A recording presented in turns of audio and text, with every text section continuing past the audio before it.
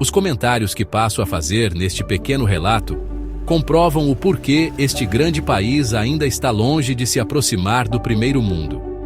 Com mais de 80 anos vividos e com a experiência acumulada, desejo divulgar de uma forma simples e objetiva, porque uma terra abençoada por Deus ainda não conseguiu ultrapassar a barreira de um país subdesenvolvido, ficando atrás de países vizinhos que, com experiência e muito trabalho de seus governantes, conseguiram galgar posições bem superiores à nossa.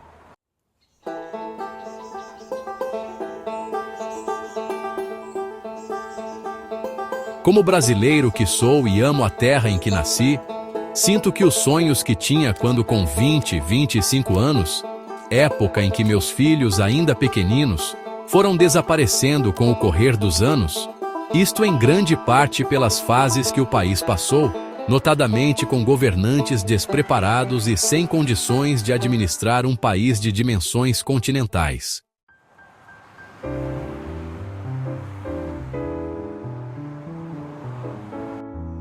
Na década de 50, quando ainda era muito jovem e já residia em São Paulo, sentia que o Brasil poderia chegar muito próximo do primeiro mundo, num período não muito distante, tendo em vista o que se passava no mundo, na América Latina e no Brasil.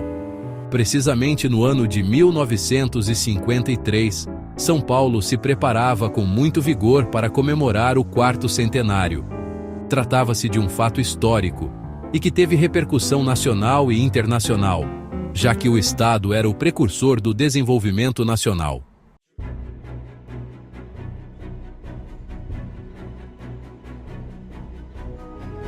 O governo da época se preparava para mostrar ao Brasil, e por que não dizer ao mundo, a pujança do Estado que vinha se transformando industrialmente, embora fosse uma economia pequena, perto de outros países. A inflação era muito reduzida, e não se divulgava índices praticamente nenhum. Os preços das mercadorias e dos produtos alimentícios se alteravam modestamente.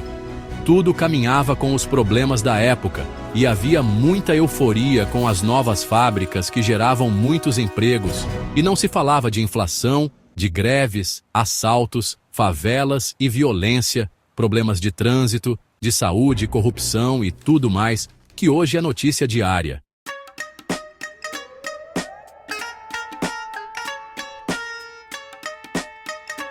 São Paulo tinha bondes, tinha a famosa garoa paulistana. Os homens que trabalhavam na cidade andavam de terno e gravata, muitos usavam chapéu e era comum encontrar na cidade, nos bondes e ônibus, os famosos batedores de carteira. Era a época em que o aeroporto de Congonhas ficava bem distante do centro e que para se chegar a alguns bairros como Santo Amaro era uma verdadeira viagem, pois para se atingir o destino final tinha as famosas paradas de bonde, chamadas de Biológico Vila Clementino de Indianópolis, onde havia até um retorno para bondes voltarem para a estação de Vila Mariana.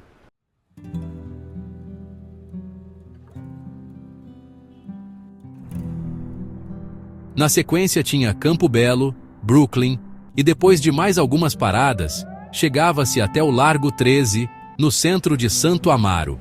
Esse bairro distante e pequeno, mais conhecido pela represa de Guarapiranga e estação da Light, que até hoje existe, era um reduto tranquilo e muito apreciado. Nesse percurso mais transitava bondes denominados de camarão, que, pela sua beleza, conforto e pelo formato do limpa-trilhos, chamava a atenção dos que o usavam, porque trafegava em linhas determinadas. Nesse período, outras linhas eram servidas por bondes abertos, e que tinham cobradores que faziam a cobrança de uma forma um tanto desonesta, pois recebia o dinheiro dos passageiros e computavam sempre menos do que seria o normal. Isto porque o formato de controle era o registro de passagens pagas por meio de uma alavanca que existia na parte de cima do teto do bonde, e que era acionada manualmente, sendo que os valores eram computados na caixa registradora que ficava ao lado do motorneiro, o condutor dos bondes.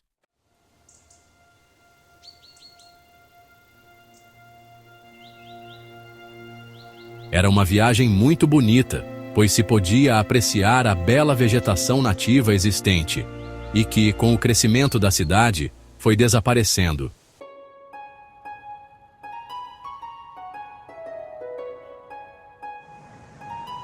Outros bairros da cidade também ficavam distantes do centro e edifícios só eram encontrados no centro da cidade, sendo que nos bairros havia somente construções térreas e fábricas que ficavam espalhadas pela periferia.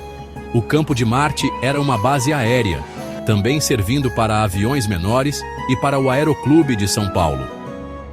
A cidade de Santos e São Vicente eram as maiores atrações para os paulistanos que gostavam de praia. A Via Anchieta, juntamente com a Via Anhanguera, eram as únicas estradas com pista dupla e concretadas. Estradas de rodagem de boa qualidade praticamente não existia, e o uso do trem era o meio mais utilizado para a interligação entre as cidades do interior, sendo que o estado de São Paulo possuía as melhores ferrovias do Brasil, inclusive eletrificadas, como a Paulista e Sorocabana.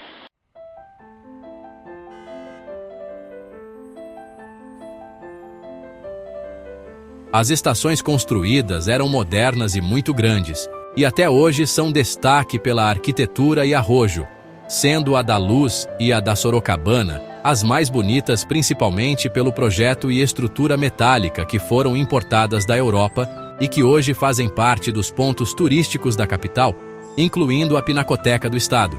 Dentre os prédios bonitos da época, se destacavam o do Museu do Ipiranga, o Edifício Martinelli, o Edifício da Light, o do Mercado Municipal, o do Teatro Municipal e viadutos como os do Chá da Santa Efigênia e outros mais.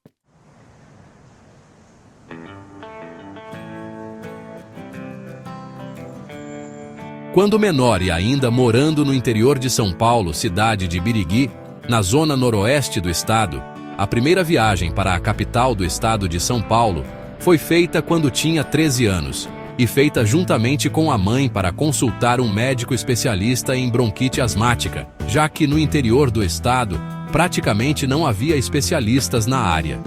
Assim, com a mãe viajou pela Estrada de Ferro Noroeste do Brasil, famosa NOB, e, na cidade de Bauru, fez a famosa baldeação para a Ferrovia Paulista, rumo a São Paulo. O trem era moderno e rápido, e na chegada em São Paulo, foram para a casa de uma senhora amiga e que residia no bairro de Indianópolis, que, como disse, era bem distante do centro.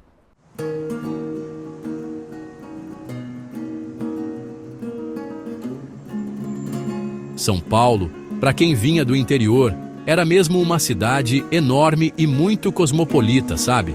Tinha como destaque lugares como a Praça da Sé, a Rua Direita, a Praça da República, o Largo de São Bento, o Largo do Café, o do Arouche e o Largo de São Francisco, onde até hoje está lá a Faculdade de Direito de São Paulo. E olha, ao lado do Largo do Café, ficavam concentrados os maiores bancos de São Paulo. Os famosos bondes cortavam o centro da cidade e a Estação do Norte, lá na Avenida Rangel Pestana.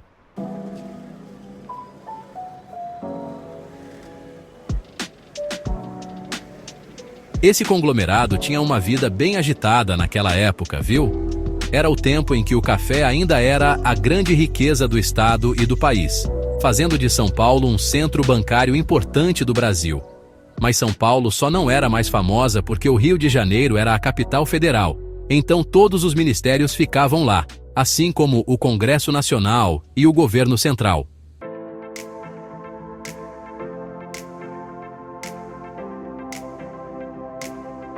Os aeroportos mais importantes do Brasil eram o do Galeão, que fica lá na Ilha do Governador, o Santos Dumont, e também o de São Paulo, o Congonhas.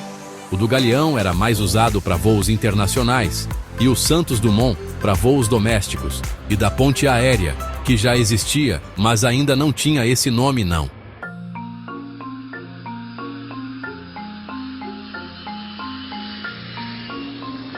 Então olha, a ligação entre as duas capitais era feita por via aérea, via férrea e também pela rodovia Dutra, que naquela época estava sendo duplicada.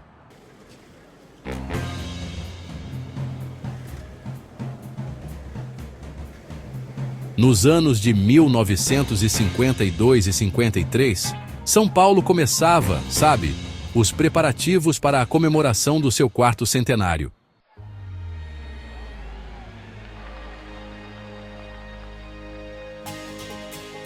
A festa aconteceu no ano de 1954, tendo como maior evento a inauguração do Parque do Ibirapuera, com seus modernos pavilhões, as marquises, os lagos, e aquela linda vegetação que já existia e que foi ainda melhorada, graças ao projeto paisagístico do Burle Marx e do arquiteto Niemeyer. E olha, a comemoração durou 6 meses, um período de festas grandiosas que teve grande repercussão, não só em São Paulo, mas em todo o Brasil. E por que não dizer, até no exterior.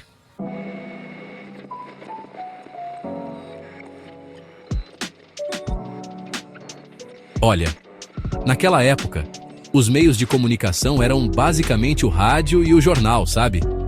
No estado de São Paulo, o sistema ferroviário funcionava muito bem. Tinha até linhas servidas por trens eletrificados. E interessante, o estado de São Paulo não era interligado por estradas de rodagem, assim como o Brasil inteiro, na verdade.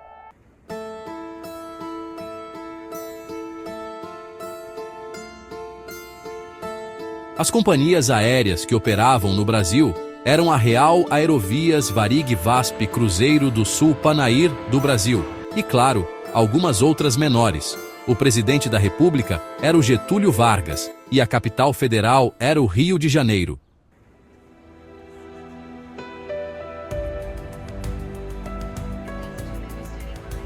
Então, no período de 1953 a 1961, eu trabalhei na Companhia Aérea Real Aerovias, que era considerada a maior empresa de aviação doméstica do Brasil. E, olha só, fruto da incorporação da Aerovias, ela passou a operar na Argentina, no Uruguai e até nos Estados Unidos, depois da fusão com a Aerovias Brasil, cuja sede era no Rio de Janeiro. O Brasil crescia com relativa tranquilidade e os meios de comunicação, assim como o transporte de longa distância, dependiam basicamente do avião.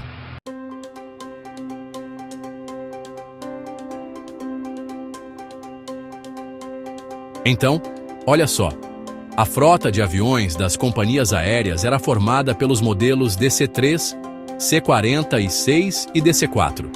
Viu? Os DC-3 tinham capacidade para 28 passageiros, enquanto os DC-4 levavam, mais ou menos, 60 passageiros. Já os aviões C-46 eram usados principalmente como cargueiros por causa daquela forma aerodinâmica bojuda deles, que dava uma capacidade maior de carga. Esses aviões, em grande parte, tinham sido usados na última guerra que terminou em 1945, e os modelos maiores, como o DC-4 e o DC-6, eram utilizados mais para as linhas de longa distância, principalmente internacionais.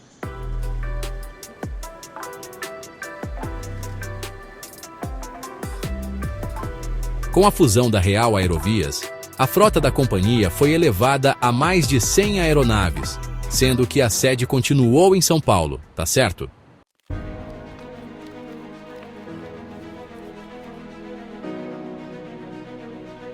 Com o suicídio do presidente Getúlio Vargas, o Brasil passou por diversas fases, né? E, por causa da sucessão de governantes, teve um destaque especial a posse do Juscelino Kubitschek, que, num período de economia crescente, de uma forma até um tanto arrojada, decidiu que o melhor para o desenvolvimento do país, e pensando também na questão da segurança nacional, seria transferir a capital federal para o centro do Brasil, que é Brasília.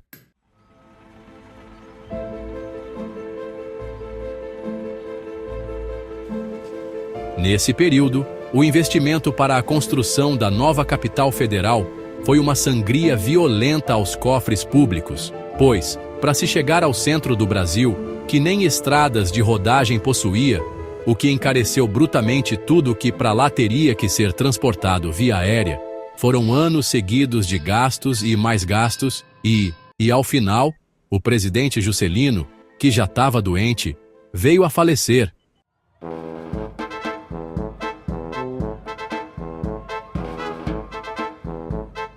Com a morte de Juscelino Kubitschek, assumiu a presidência o vice-presidente Café Filho. A mudança para a capital federal foi sendo feita gradativamente, e com a sangria provocada pelos gastos exagerados do governo federal, o país enfrentou uma crise muito grande, porém nessa época não existia controle da inflação como existe hoje.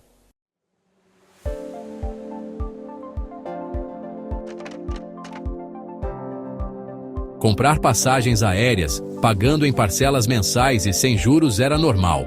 Viagens de brasileiros para o exterior eram feitas mais por empresários ou pessoas que tinham poder aquisitivo bem alto. No ano de 1953, quando ingressei na Real Transportes Aéreos, que pouco antes acabara de incorporar a empresa Aerovias Brasil, que até então era a Companhia Aérea Brasileira, que junto com a Panair do Brasil, operavam linhas internacionais, ligando a América do Sul, América Central e Estados Unidos. As operações dessas duas empresas eram com equipamentos de maior porte, modelos DC-4, DC-6 e Constellation, todos quadrimotores a hélice normais, embora fossem equipamentos usados no pós-guerra terminada no ano de 1945.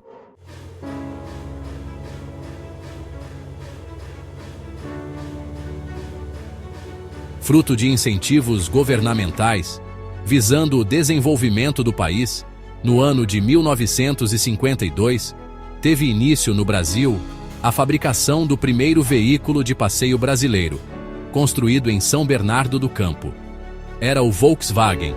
Até então só rodavam no país carros importados, fossem automóvel, ônibus ou caminhões. Logo após começou a fabricação dos veículos da marca Willys Overland, o Jeep, que tinham tração 4x4 e eram próprios para estradas de terra. Em grande parte, tinham seus componentes importados.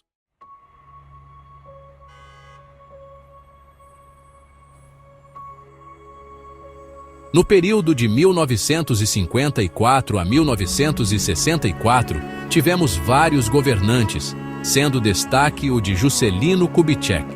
Com sua morte, seu vice-presidente teve que assumir e, na sequência, com as crises econômicas que se sucediam, as companhias aéreas sofriam muito e no ano de 1961, a maior companhia aérea brasileira, Real Aerovias, que estava muito endividada, notadamente com o Banco do Brasil e fornecedores, foi incorporada à Varig, empresa aérea regional do Rio Grande do Sul, e que tinha uma administração bem eficiente e que comercialmente era rentável, embora atuasse mais na região sul do Brasil.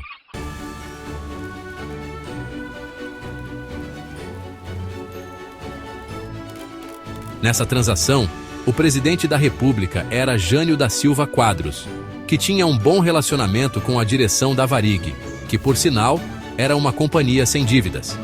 Sendo o governo o maior credor, via Banco do Brasil, recomendou que a Varig assumisse a companhia.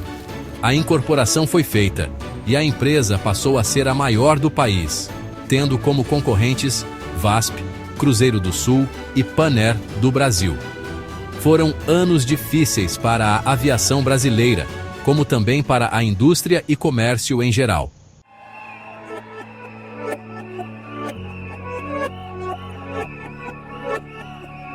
Nos governos que se sucediam, a corrupção já existia e a divulgação, pelos meios de comunicação existentes, não chegava ao conhecimento de grande parte dos brasileiros, porque não tinham acesso a esses meios de comunicação.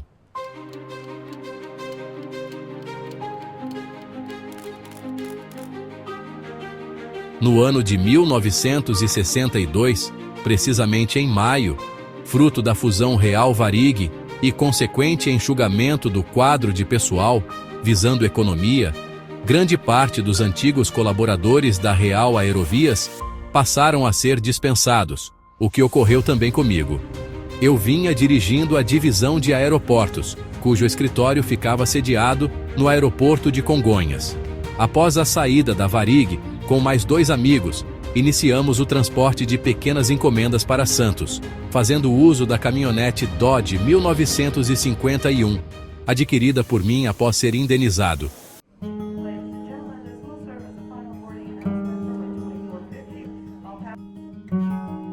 Esse transporte da companhia aérea, como era bem pequeno e não apresentava rentabilidade, fez com que buscássemos mais encomendas para entregas nas referidas localidades. Conseguir clientes foi um trabalho muito difícil, já que não dispunhamos de carro para visitas a futuros clientes, pois só possuíamos o veículo de carga.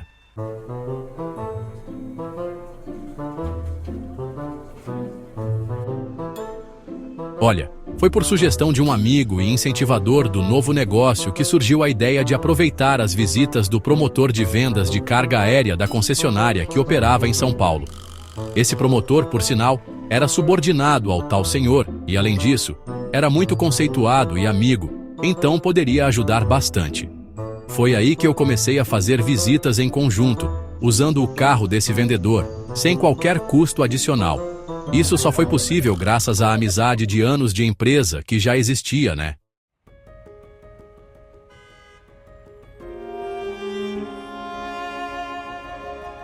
Com o início dos serviços com o primeiro laboratório farmacêutico que se chamava Abbott do Brasil, já que naquela época não existia serviço porta a porta em nenhum lugar do Brasil, especialmente rodoviário, olha, foi uma experiência muito boa. Logo em seguida, outros laboratórios também se interessaram pelos serviços, justamente pela qualidade que a gente oferecia.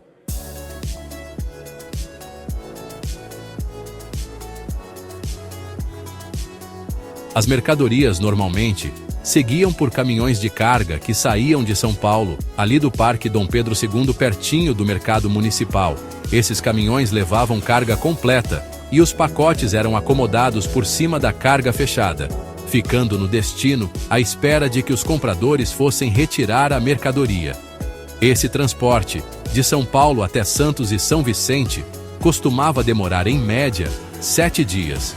Mas com a pequena firma, as mercadorias passaram a ser entregues no mesmo dia, ou no máximo, no dia seguinte. Foi uma mudança e tanto.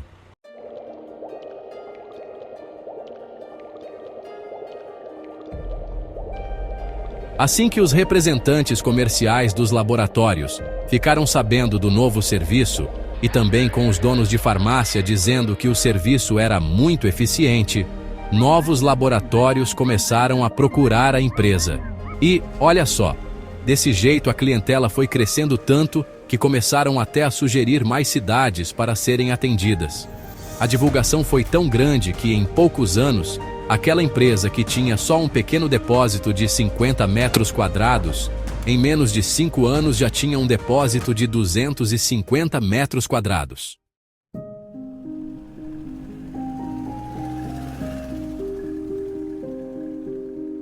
Nesse espaço de tempo, veículos novos foram adquiridos e filiais foram abertas no interior do estado, sendo as principais Santos, Campinas, Ribeirão Preto, Bauru, Presidente Prudente e Taubaté. O crescimento era uma constante e a empresa que foi a pioneira no serviço de entrega porta a porta fez com que surgissem competidores.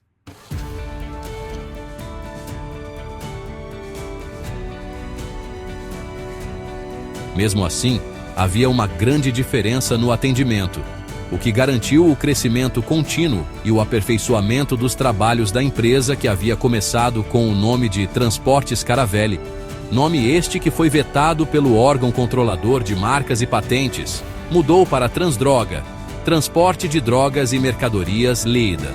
Essa denominação foi mantida até o ano de 1975, quando se decidiu alterar para ITD, Intermodal Transportes e Distribuição Lida, já que a palavra drogas tinha sentido pejorativo.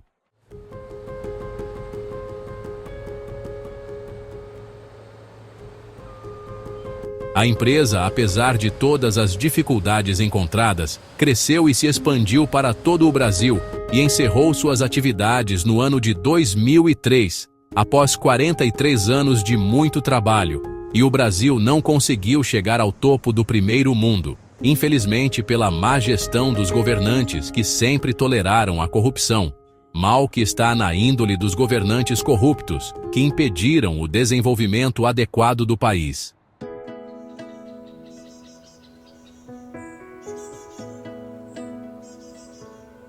Mesmo com tudo isso, somos um dos maiores produtores de alimentos do mundo. Temos uma das maiores fábricas de avião do mundo. Embraer, temos uma medicina avançada e hospitais de primeiro mundo. Temos petróleo, temos minério de ferro em abundância, rios e praias maravilhosas, sistema bancário muito bom. E um país tropical, com um povo trabalhador e alegre, mas a qualidade dos nossos políticos é muito ruim.